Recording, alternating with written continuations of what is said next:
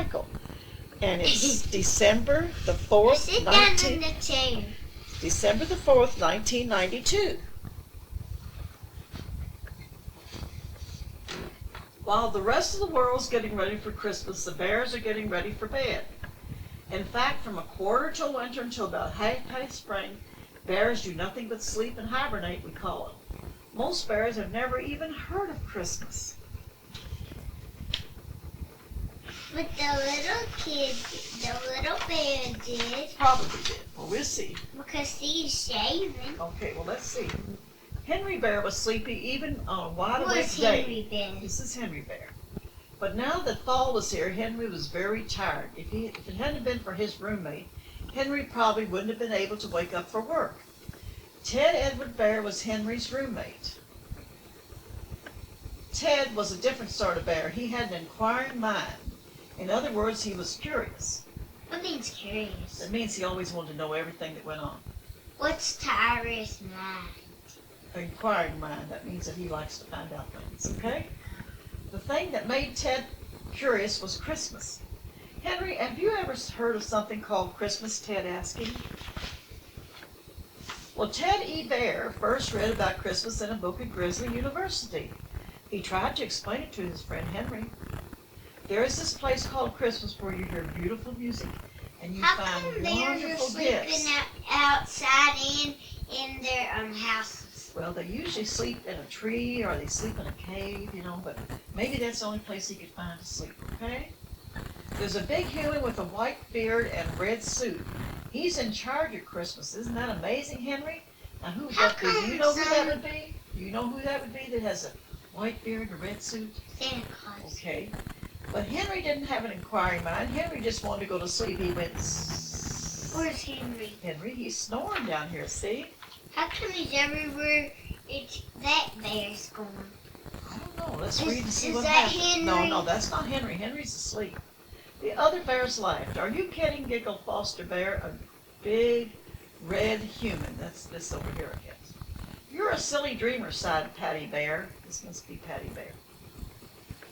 But Ted went right on dreaming. He dreamed of being the first bear to find Christmas. This could be as important as Admiral Bear's discovery of the How East can Pole. you bet that must be the one I don't in know. that? I just thought maybe, I don't know who they are. Do you? No. Unfortunately, Ted was dreaming when he should have been working. This is Ted. He should have been working, but he was dreaming, okay? You mean he was dreaming of his boss? I think so. Let's see what it was. Ted's boss was furious. Explain this mess, he said. Well, sir, Ted began, I was thinking about Christmas, and the honeys sort of got away from me. Well, the owner of the organic honey works fumed. A bear should not think about two things at once. I didn't get where I am by Look at thinking. his little fat butt. Yeah, he is a little fat butt, isn't he? I know, agreed Ted, but Christmas is supposed to be a wonderful place. There are lights and music. There are lights and music and a big human in a red suit. Then go find it, Ted's boss interrupted. Yep. And wherever it is, stay there. Well, this is Honey, see? Okay. This is Honey. Okay. Teddy Bear studied the airline schedules. Teddy bears, I'm going on an airplane now. He hoped to fly by taking to Christmas. Where would you like to go? He asked the Bear air ticket clerk. I'd like to fly to Christmas, Ted answered, or at least a little nearby airport. The ticket bearer stared at Ted. He began to laugh. The laughter grew to a roar. He shouted to the line of waiting bears, ha ha ha, we've got a bear who wants to go to Christmas. More bears laughed. They'd never even heard of Christmas. While the rest of the bears flew off on a winter hibernation vacation, Teddy Bear set out on foot to find Christmas. One sleepy evening, Ted climbed over a hill and saw a brightly lit city. His heart jumped. Oh, I must be getting close to Christmas, he said. When he reached the city, Ted tried to talk to several passerbys. He shouted, but the cars and people made so much noise, What is nobody that? heard the little bear. That's just a man hurrying around. He didn't have time to talk What's to the that little big bear. thing? He's carrying a Christmas tree. How come? See, that's a Christmas tree. Well, it's Christmas. It's Christmas symbol. What is he carrying it for? So he can take it home to put it up, okay? Wait, what's that? Ted cocked his little bear head. Over the noise of the traffic, he heard beautiful music. The sound came from a magnificent building. It's a big church, see? Ted scrambled up the steps and looked inside. What is it? A choir sang. The young bear decided it must be the music of Christmas. If I What could, is it? That's a church, honey. Oh. It's a Catholic church. See here? See the big cross? Yeah. If I could hear the music, Ted thought, Christmas must be very close by. His heart beat faster. He rubbed his sleepy eyes and walked down a busy street. He glanced in a store window and stopped in amazement. The store was full of the most wonderful gifts the young bear had ever seen. There are the gifts, Ted said aloud. He pushed open the door and climbed into the store window to talk with the toys. Is this the place where Christmas is? Ted asked eagerly. Not here, a toy soldier said, and saluted him smartly. Ted was confused. He thought sure they were Christmas statues. Ted turned to a pretty dancing doll and said, I heard the music and you are the most beautiful gifts I've ever seen. How far away can Christmas be? It's very close, the doll said, but somebody must buy us before the store closes or we'll have to go back to the stock room for a whole year. Because if nobody buys us, they put us away till the next year. Well, Ted noticed a little girl looking in the store window at him. What about her, he said. Oh, I don't think she can afford to buy us, said the soldier. Ted heard the click of a lock and the light in the store began to go off. Oh, no, said the doll. I don't want to stay for another year. Ted was trapped in a store where Christmas wasn't. He tried every door and window. Then back in the stock room where the toys would have to go until next Christmas, Ted saw a window. He reached and he stretched and he climbed and he tumbled out into the alley. Ted picked himself up, dashed to the street, and kabump! He ran smack into a big human wearing a red suit. Teddy Bear was wide-eyed with wonder. He held his hat politely and said, I'm looking for a place called Christmas. Can you help me? The man in the red suit held Ted in his arms. My goodness, he said, do you realize you'd be the first bear ever to find Christmas? Yes, sir, Ted nodded. Yes, sir. Well, then, said the kind gentleman, let me explain. Yeah, let me explain. Okay. Christmas is a way of giving. It is a way of sharing and a way of loving. Yep, I love you too, Santa Claus. Okay. Ted appeared puzzled. You mean it isn't in a place? You mean it isn't a place? I love toys. The man smiled. It is, little bear, he said, but the place is in your heart. No, the place is in your mind. Listen. This is Grandma. Remember that love is in your heart, okay? It's in your mind. What about your heart, too? Don't you have love in your heart for Santa? And for baby Jesus? For Mommy and Grandma loves? Okay?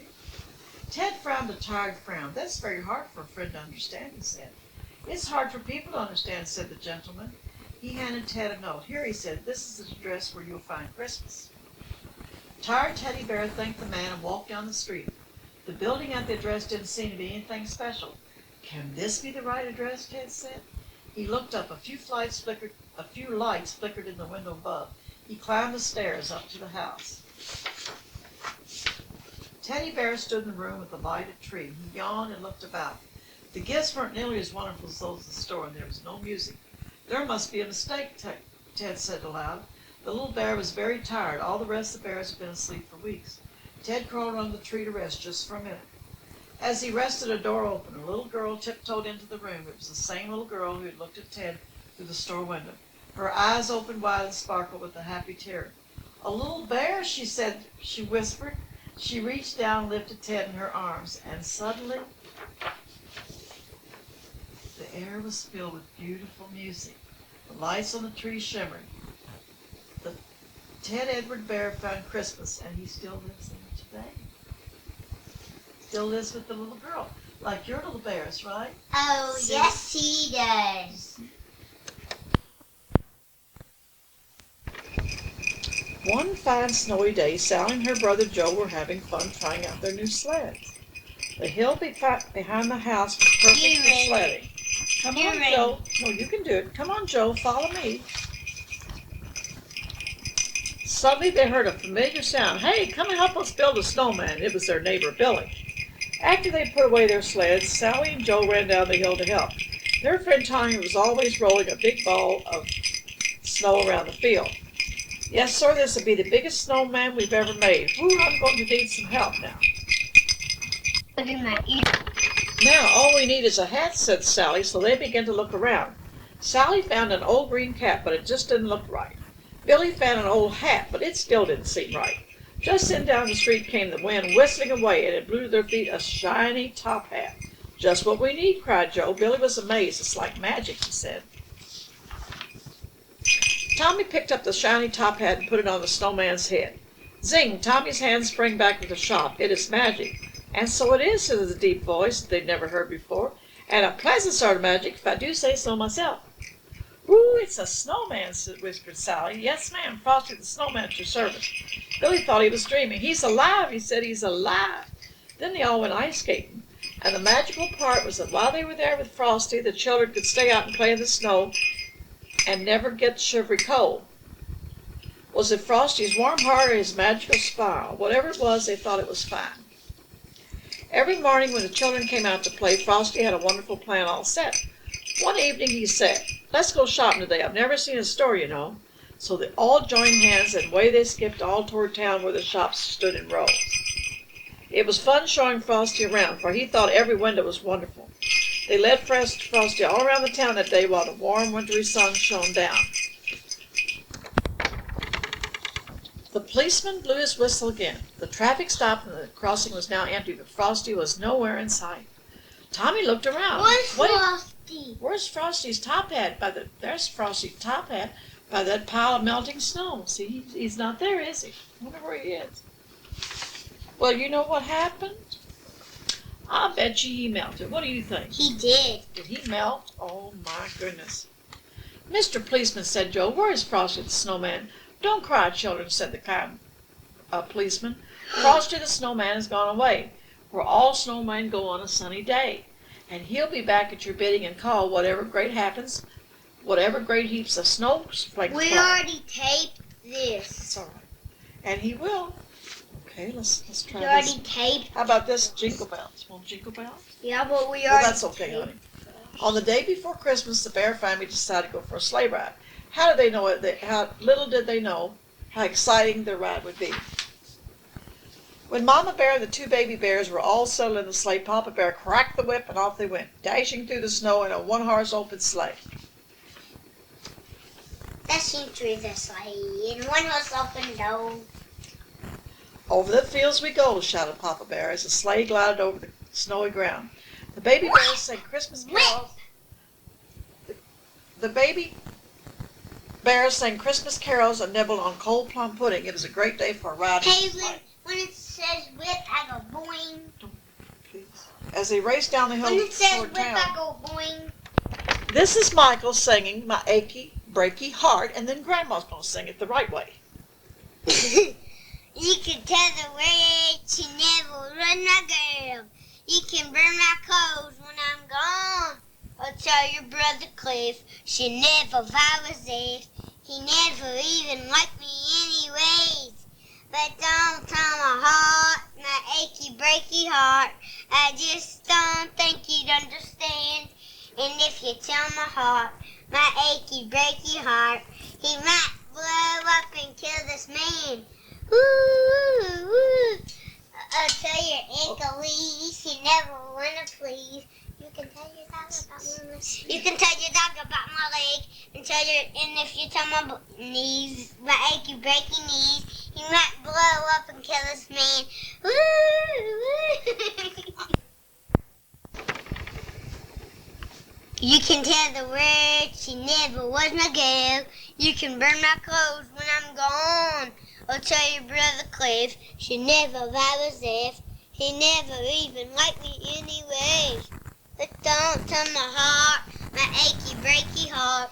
I just don't think you'd understand.